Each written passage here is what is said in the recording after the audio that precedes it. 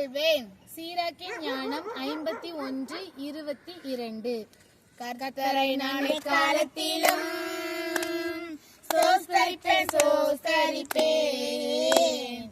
அவர் புகழ் எப்பொழுதுமே என் நாவில் ஒலித்திடுமே.